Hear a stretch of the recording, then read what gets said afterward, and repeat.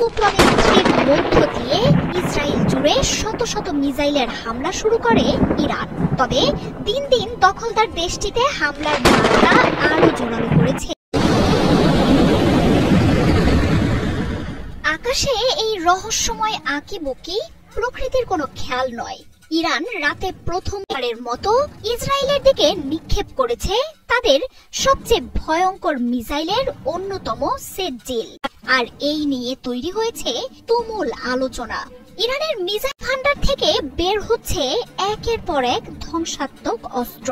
True promise 3 শুরুর 6 দিনের মাথায় ইসরায়েলে সেজ্জিল মিসাইলের হামলা চালিয়েছে আয়াতুল্লাহ খামেনির বাহিনী। আকাশসীমায় প্রবেশের পরই ইসরায়েল জুড়ে বাজতে থাকে সাইরেন। আকাশ আলোকিত করে মাটিতে আসা সেজ্জিলের পর আরেক রহস্যময় মিসাইল খোররম শহরকেও ইসরায়েলে হামলার জন্য প্রস্তুত করতে শুরু করেছে ইরান। ইসরায়েল জুড়ে কয়েক দফায় মিসাইল ছোড়ে আইআরজিসি। এই দিনে প্রথমবারের মতো ইসরায়েলে মধ্যম পাল্লার ব্যালিস্টিক মিসাইল ছোড়ার কথা নিশ্চিত করেছে বাহিনীটি। ইসরায়েলের সামরিক স্থাপনাগুলোকে লক্ষ্য করে অন্তত 3টি মিসাইল ছুড়েছে আয়াতুল্লাহ খামেনির বাহিনী। অপ্রতিরোধ মিসাইলের হামলায় ইসরায়েলের আকাশ প্রতিরক্ষা ব্যবস্থা পুরোপুরি অকার্যকর এখন, এমনটাই জানিয়েছে বিপ্লবী গার্ড বাহিনী। কোনো বাধা ছাড়াই দখলদার দেশটিতে এখন ইরান মিসাইল আঘাত হানবে বলেও বার্তা দিয়েছে বাহিনীটি। শুধু মিসাইলই নয়, হামলার তীব্রতা বাড়াতে এবার ব্যাপক ড্রোন আক্রমণের হুঁশিয়ারিও দিয়েছে ইরানের সেনারা। আইআরজিসি বলছে ইসরায়েল জুড়ে সাইরেনের শব্দ যেন এক মুহূর্তের জন্য বন্ধ না হয়, এমন হামলাই চালানো হবে নেতানিয়াহুর দেশটিতে। দুই স্তরের মিডিয়াম রেঞ্জ ব্যালিস্টিক মিসাইল সেজ্জিলের পাল্লা 2000 কিলোমিটার।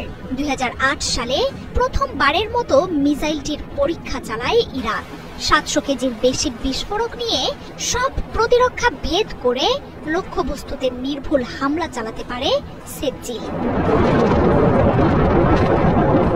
ইসরায়েলে গেল কয়েকদিনের হামলায় চমক দেখিয়েছে কাশিম বাসির মিসাইল।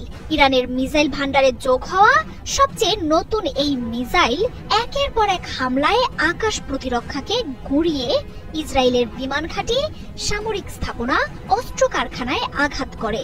একদিন আগেই হাইপারসনিক মিসাইল ফাতাহের হামলা চালায় ইরান। গুঁড়িয়ে দেয়া হয় মোসাদের প্রধান কার্যালয়, ড্রোন তৈরির কারখানা আর সামরিক গোয়েন্দা দপ্তর।